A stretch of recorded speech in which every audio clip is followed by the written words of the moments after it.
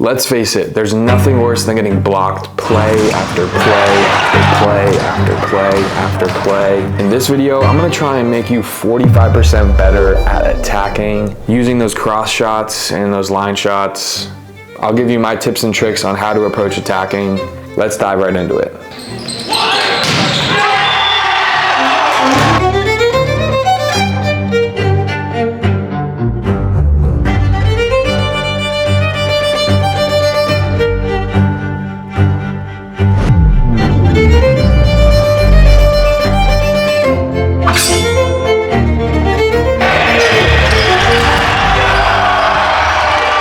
My name is Mitch Sturkenberg. I coach volleyball at Marymount University in Arlington, Virginia, the CVC's finest, Division III. Volleyball, which is growing rapidly. I cover D3, cover D1, VNL, anything volleyball you can find here on this channel. One of my specialties though is analyzing the game, breaking it down, looking at some film and helping you guys as viewers and fans better your game to improve your skill set, whatever position you play, whether that's outside hitter, middle, setter, libero. We're covering all of it on this channel. In this one specifically, we're gonna help you hit line and cross, knowing when to do both, kind of how to approach attacking from a collegiate level, what we use in our systems and how I coach my athletes. The first key I'll talk about is not predetermining your shot. Pretty rare at least the D3 level that you're gonna get the perfect set every single time, especially on the pins. So because of that, we can't predetermine we're gonna hit this ball line or predetermine we're gonna hit this ball cross. You don't know where that ball's gonna end up. You don't know where the block's gonna be. So if you think ahead, you're gonna mess up and you're gonna hit right in the block. I watch a ton of film on Division III, and predominantly most of the hitting errors you see are not blocks. They're balls hit out of bounds or balls hit in the net. The way I see it, those are controllable errors. If you change your approach, you change your swing, find a way to hit that ball in the court, you eliminate those balls that get hit out of bounds. Those are the ones we can't really afford to have from our attackers if you want to win games. You have to keep the ball in the court and extend rallies as much as you can. If you're an outside hitter or a right side, I'd encourage you to do a little audit of your game, watch some film if you have it of yourself. Look at where your errors are coming from. If they come from hitting the block, maybe we have to work on your vision a little bit. If they're coming from landing deep and beyond the court, maybe that's contact point, maybe that's the speed of your approach or the speed of your arms in your approach. That could be a lot of things, but do a little audit of yourself, determine kind of what you're doing wrong most frequently, and then from there you can adjust to minimize those errors and improve on your efficiency overall. My big takeaway from this video, hitting line and cross, is gonna be taking what's in front of you. It's always gonna be different. The block's not gonna look the same. The set speed's gonna change. So looking in front of you as an attacker, using your court vision to determine whether you need to go hard cross, whether you need to pump that ball down the line, whether the Langle is the better shot, all gonna depend on a variety of factors. We'll cover some of them very soon. But that's the key I want you to take home from this video. Take what's in front of you, read the block that you see, and that's the best way to score as much as you can as a hitter. There are three main concepts I want to focus on before we get into any film. The first one is your angle of approach. That's the line you take as an attacker from serve receive to your point of attack when you commit contact with the ball. And there are three main ways that you can do that. The first one is one that we see a lot on our team and generally at the D3 level, is a very wide approach. That comes from taking 2 to 3 shuffle steps outside the court. So you're wide and outside of the court. That way you can come at a sharp angle into the court. For this approach, you're predominantly gonna hit the ball cross court because it allows you to hit that 4-to-4 shot. It allows you to hit deep corner and use that sharp angle to hit around the block really effectively. Next angle of approach is a neutral approach. So this one's a little bit outside the court, but not super wide, giving yourself a path for a strong cross-court option as well as a strong line option. So kind of that neutral base between super wide and super narrow, right in that neutral position, approaching the net, and then you can utilize a good step close at the end if you have to change one way or another, going really line or going cross. The last angle of approach is a flat approach. That's when you really go straight down the line, really flat, really direct. This is when you're kind of focused on hitting a line shot if you're coming flat like that. And then if you absolutely have to, if you're on the left side, you can thumb down to hit a ball cross, or completely change your angle of direction at the end to get that ball where it needs to go. These are the 3 angle of approaches: wide, neutral, and flat. And we'll see them incorporated as we look into some film right now on what's optimal, what different players are doing, and how they're utilized.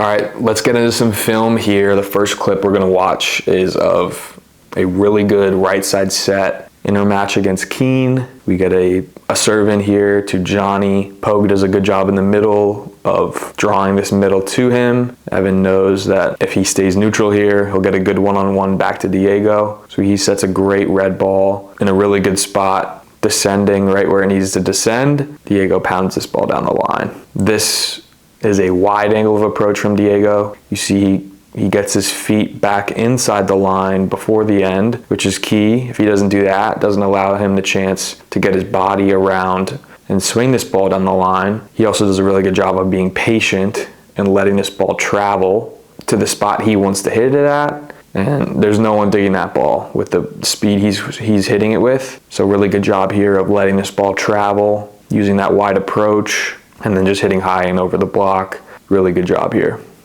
So that's a line swing. Now let's look at a good cross-court swing here. In this one, we get a perfect pass from Owen on a high float serve. Look how wide Esteban gets here on this angle of approach. 3 or 4 shuffle steps to the left, and he's on to step 3, right as that ball's outside the hands of the setter. And when you have this wide angle of approach like this, it allows you to come in a sharp angle like that and crush this ball cross court. So this blocker doesn't do a good job of recognizing his angle of approach and comes too wide, so he's out of the frame here. Gavin does a good job of taking the middle out, so this is a 1-on-0 option. Esteban crushes this ball and gets a great kill. Next clip here, we can learn about some decision making. We get a float serve in to Ethan on a pretty flat pass, which forces a quick set out of Carter's hands, and we get this ball dying in a little bit. We want this ball maybe 1.5 foot more on the arm of Diego. So as it's descending, you can see its position relative to the pin. So in this case, this on Diego's wide approach allows him to really use that sharp angle of attack, put this ball in the corner cross court. Again, you can get the middle having to go 10 feet to the left, most likely with the speed that you play at the D3 level, it's going to be hard to close. On top of that, this blocker, number 20, sets up and then drifts probably 1 foot to the left on his block. So that's not helping them at all in trying to close or set up blocking wise. In terms of swinging line and cross here, because this ball dies inside and Diego's wide approach, he's able to get his feet to the ball and just hammer this cross court. Next clip here is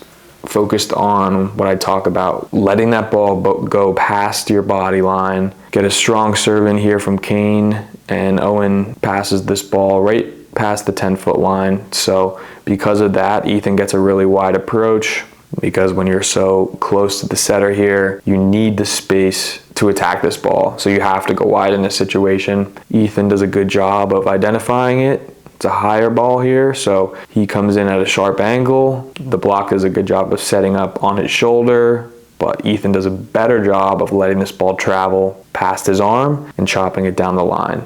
And this results in a kill because they were in the net, but it's the point here of letting this ball travel. Every indication here from his approach looks like he's hitting cross, but he lets this ball go past him and down the line. That subtlety of changing your approach, changing your swing, keeps the defense off balance and allows you to be a more versatile hitter. Those were some of the good swings. Now let's look at some of the bad swings where we can learn some stuff. So in this one, we get a great serve from Seth and probably a 1.5 option pass from number 8, which leads to a super slow and loopy set out to the pin. Couple things, looking at his angle of approach here. He's flat on this approach, which is fine if you beat the block and the set's there, but in this case, this set is pushed past the white line. So he's reaching over past his body, doesn't really have the vision to see where the blockers are, and because of how slow the set is, Mason's able to close, seal off the line, and he hits low in body line and gets blocked. So improvements here. are understanding where that ball is going to land. You're on the same page with your setter and know this ball is going to land a little bit further out, maybe get a little wider angle of approach. Then you can see the block in front of you, and then he probably doesn't hit this ball flat and down the line. Maybe he goes after the late closing middle here instead. So it's little nuances of the game like that where it's less on the swing, more on the approach. So my theme here is this: take the set that's in front of you. If the ball's there, you're able to hit it down the line, absolutely encourage it. If not, probably hitting cross into the angle, whether it's deep into the court or that 4-4 shot, are probably the better bet for you. Depending on how connected you are with your setter is going to determine your angle of approach. If you know that ball is getting pushed to the pin, you probably want a wider approach. If you feel like that setter is leaving that ball inside, you might want a more neutral approach where you can step close into those balls that don't make it all the way out there. So attacking wise, this is the channel for you. I got tons of how-to videos coming out on improving your volleyball skill set, improving your game. This Kean match was a really fun one, and it goes to show the high-level ball being played at the D3 level. That's all I got in this one. Thanks for watching, and we'll see you guys in the next one. Peace.